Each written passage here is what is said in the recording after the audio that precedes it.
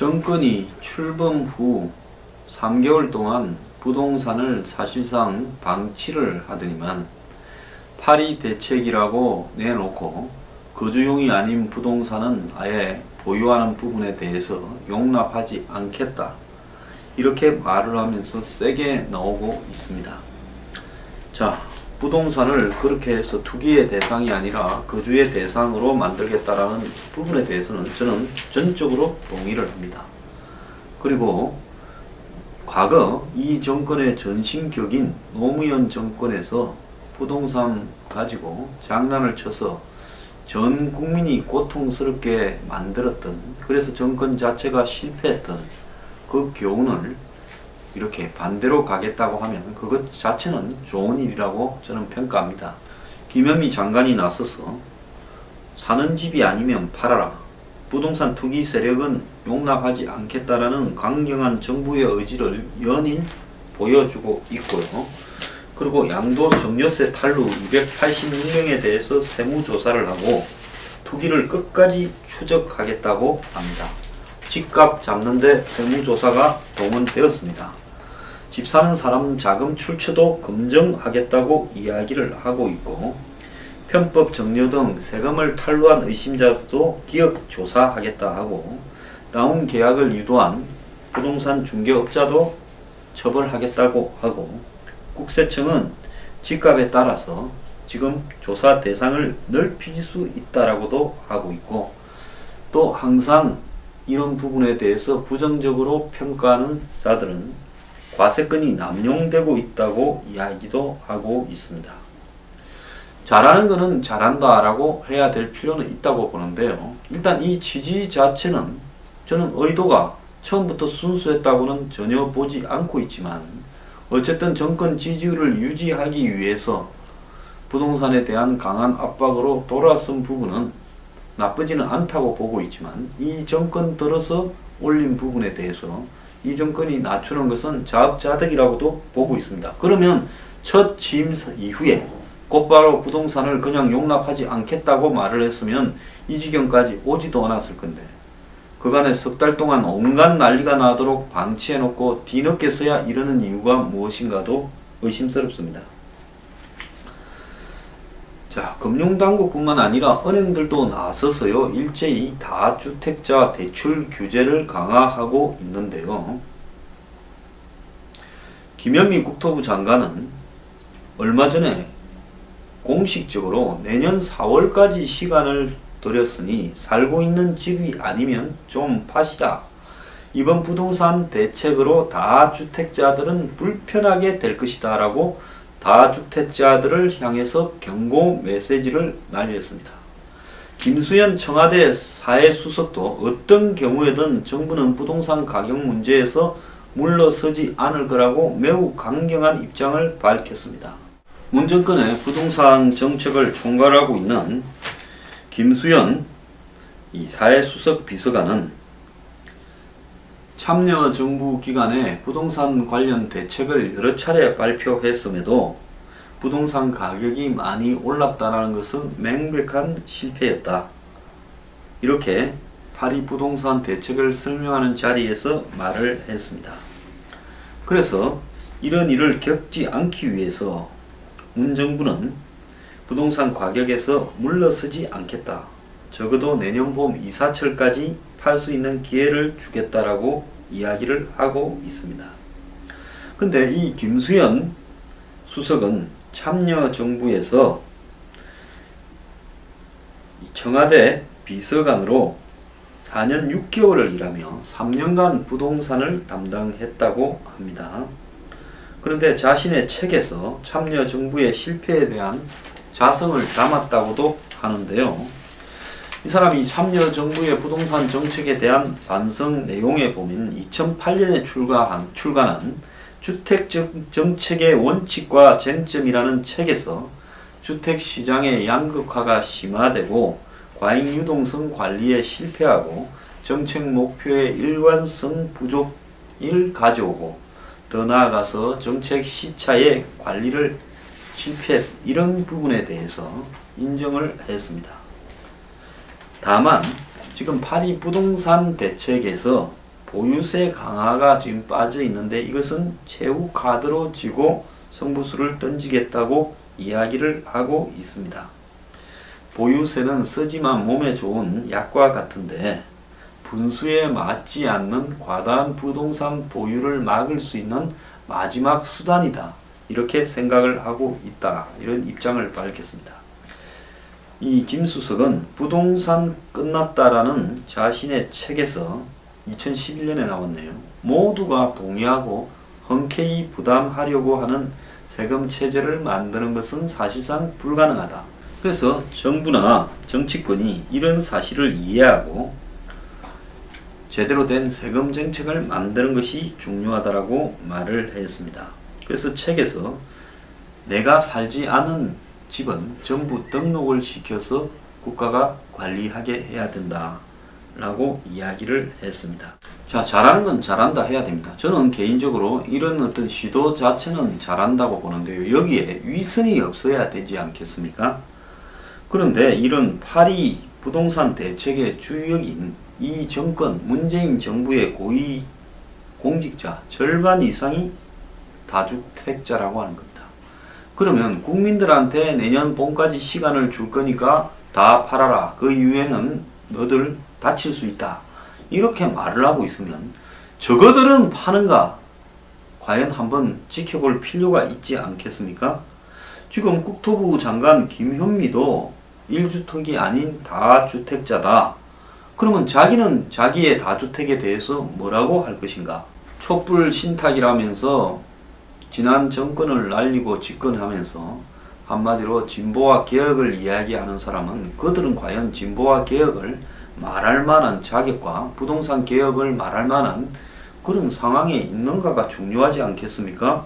그래서 솜방망이로 부동산 잡는 듯이 지금 얼음장을 놓고 있으면서 저들은 한마디로 부동산으로 떼돈을 번 사람이거나 벌라고 갖고 있다면 그 부동산 정책이 통하겠습니까? 지금 국토부에 김현미 장관도 다주택자고 더 나아가서 6억 이상의 아주 비싼 강남주택을 가지고 있는 사람도 그 국토부의 1차관이고 그리고 국토부의 주택토지실장도 그렇습니다.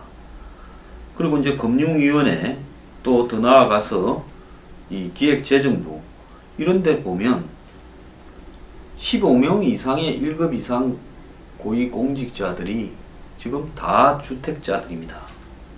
그럼 자기들은 앞으로 어떻게 할 건가 입장을 좀 밝혀야 되는 거 아니겠습니까? 파리 대책을 주도한 청와대 주요 부처 고위공직자 절반이 이번 대책의 핵심 타깃인 다주택자로 나타났고요. 80% 이상은 서울 강남권 등 투기지역으로 지정된 곳에 주택을 보유하고 있다고 합니다. 그동안 부동산으로 재산을 정식한 고위공직자가 그만큼 많았다는 의미인데요. 자기가 자기 스스로를 겨냥한 이런 고강도 부동산 정책을 내놨다. 여러분 이게 진정성이 있다고 보십니까? 자, 정부가 국민들 상대로는 기분 나쁠 정도로 살 집이 아니면 다 팔아라라고 경고를 하는데 그러면 그 대상인 한마디로 이 정책을 실행하는 다주택자들은 저들부터 빨리 팝니까? 이번 파리 대책의 주요 부서인 기재부, 국토교통부, 금융위 3개 부처 1급 16명 가운데 분양권을 포함해 사실상 다주택자로 볼 수 있는 사람이 8명입니다. 고위공직자 16명 중에요. 장관급에서는 김현미가 일산 아파트와 함께 연천에도 주택이 있고 김동연은 서울 송파 문정동에 오피스텔 분양권과 그 다음에 강남구 도곡동 아파트를 부인 명의로 가지고 있고 그 다음에 최종구는 송파구 잠실 아파트를 가지고 있고 기재부에서는 고영군 1차관이 강남구 청담동 아파트와 부인 서의 용인 기흥 아파트를 가지고 있고 그리고 송인창 국제경제관리관이 강남구 삼성 아파트와 부인 명의의 성남 분당 아파트를 가지고 있고 국토부에서는 손병석 1차관이 서울 방배동 세종시 어진동에 각기 고액의 아파트를 가지고 있고 맹성규 2차관은 인천 중구의 주상복합과 경기도 부천에 아파트를 가지고 있고 서운스택 항공정책실장은 세종시와 의왕시의 각각 아파트 분양권을 김재정 국토도시실장은 강남 개포동과 성남시 수정구에 다세대 주택을 갖고 있고, 그래서 국토부의 분석 대상 고위공직자 6명 중에서 장관을 포함한 5명이 다 주택자라고 합니다. 자, 분양권의 경우에는 다르게 해석되지도 하지만은 이 분양권을 갖고 있다라는 것도 투기죠. 저 같은 경우는 분양권이 뭔지도 잘 모릅니다. 그리고 대상 16명 중에서 세계부처 13명이 투기지역인 서울 11개 구에 세종시에 주택을 소유하고 있다고 합니다. 자, 이들 중에는 6억이 넘는 고가 주택 소유도 많은데요. 과연 이 사람들이 부동산 보유세를 더 올릴까요? 많은 사람들이 의문을 가지고 있습니다. 김현미 장관은 청문회 때 부동산 투기 의혹이 일었죠. 경기도 연천에 700평 정도의 땅을 투기한 적이 있지 않냐 하는 논란이 벌어졌습니다. 그래서 이 김현미 장관 남편이 2012년에 앞으로 캠핑장 이런 번지 점퍼 시설 등이 들었을 거라고 예상되는 지역에 700평을 땅을 산 게 아니냐, 그리고 부동산 투기를 단속할 수 있겠냐 하니까 투기가 아니다라고 이야기하면서 은퇴 후에 농사도 짓고 책을 보려고 샀다 하는데 다들 이렇게 이야기합니다. 근데 진짜 농사 짓는 사람은 보지도 못했어요. 이렇게 돈 많은 사람들이 땅 살 때 농사 짓는다. 웃기는 소리고, 책을 왜 거기 가서 꼭 봐야 됩니까? 그래서 저는 문재인 정권의 공직자들은 박근혜 정권, 이명박 정권보다 특히 더 투명하지도 않고 더 공정하리라고 보지도 않습니다. 다 그 밥에 그 나물들이죠. 솔직히 말하면 정부 관료들, 특히 경제 관료들, 뭐 정부에서 1급까지 올라갔다 하면 다 어지간히 투기, 투자 정보 빠르고 이런저런 정보 듣고 하면서 자기 소득보다도 훨씬 센 수입을 올려가고 살고 있습니다. 주식도 하고 부동산도 사고요. 공무원이 부업일 정도로 그렇게 하는 사람도 많이 봤고, 오히려 그렇게 하기 위해서 인간관계로 허구헌날 형성한다고 밥 먹고 술 먹고 사람 만나고 다니고 기업들과 밀접한 관계를 가지고 이해관계자들과 어울리면서 월급이 용돈쯤 되게 쓰는 사람들, 고위 관료들 많이 봤습니다. 그 사람들 다 보면 엘리트 의식이 머리 끝까지 차 있고요. 더 나아가서 자기는 고시 붙어서 죽을 고생했으니 이런 정도의 부를 향유하는 것은 절대 잘못이 아니다 라고 생각하고 살고 있습니다. 그래서 그들의 머리에서 나온 부동산 대책들이 과연 정말로 진실되게 지금 떠들고 있는 그 국민을 상대로 겁주고 있는 진짜 부동산은 투기의 대상이 아니라 거주의 대상으로 만들 올바른 정책이 될 수 있을 것인가? 노무현 정권도 역시 그랬습니다. 종부세니 뭐니 하고 부자를 정오하고 투기를 건절한다 했지만은 강남의 땅값을 2배쯤 올려버렸습니다. 그때 집을 가지지 못한 사람은 그 이후 영원히 다시 집을 가지지 못하리가 되어버렸습니다. 그래서 부동산이 그야말로 재테크의 수단으로 불패의 신화를 갖고 있다는 걸 국민들에게 확실히 가장 강력하게 각인시킨 정권이 노무현 정권이었습니다. 전국에 투기판을 일으켜서 이명박 전 대통령을 노무현 지지자들은 토건 공화국이다라고 비판을 했지만 그건 이명박 전 대통령이 4대강이나 경인운하 등으로 비판을 받는 부분이고, 정말로 토건 공화국은 노무현 정권 때였습니다. 혁신도시, 기업도시, 세종 행정복합도시, 경제자유구역청, 무슨 클러스터, 골프장, 전 국토에 아주 그냥 기업이 자신이 개발하기 위해서 토지를 수용할 수 있는 절차 자체를 갖다가 간편하게 만들어서 시행사업의 천국으로 만들었던 순간이 그때였습니다. 그때 골프 치고 룸살롱 가고 업계의 경기가 엄청 좋았죠. 정말 바글바글 했습니다. 다 거기에서 나온 거죠. 자, 이번에 그냥 올랐겠습니까? 그때의 냄새, 수매를 잊지 못하는 투기꾼들이 문재인 정권 들어섰으니 저 사람들 겉으로는 개혁이니 진보 이야기에도 또 부동산 가격 대폭 올릴 거니 그동안 짱 박아놨던 돈 가지고 전부 집 사라 갔는데 3개월 동안 방치했잖아요. 그러고는 뭐 급을 세게 주고 있는데 파리 대책으로 이것도 어떻게 해석하는가 하면 바람이 불거나 소나기가 올 때는 잠깐 엎드려 있으면 이 또한 뻥으로 지나갈 거고 또 벌떼처럼 달라들자 이렇게 생각하고 있을 겁니다. 제가 어제 미국발 지금 이 주식이나 부동산 이런 부분에 대한 여러가지 우려가 있을 수 있다 이야기를 했더니만 또 어떤 사람이 아주 장문의 댓글을 유튜브에 달았더만요. 네 경제 공부대라. 제가 그 사람한테 이야기합니다. 이름 밝히고 여기 나와서 저하고 토론합시다.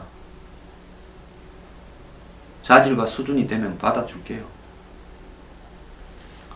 자, 이 문재인 정권의 부동산 정책 성공할 거냐? 제가 이 하나 예측을 또 해보면요. 정책은 성공을 못하는데 미국의 금리가 올라가고 가계부채가 감당이 되지 않기 시작하면서 아마 정책에 의해서라기보다는 외부 환경에 의해서 저절로 부동산은 꺼져가게 될 겁니다. 장담합니다.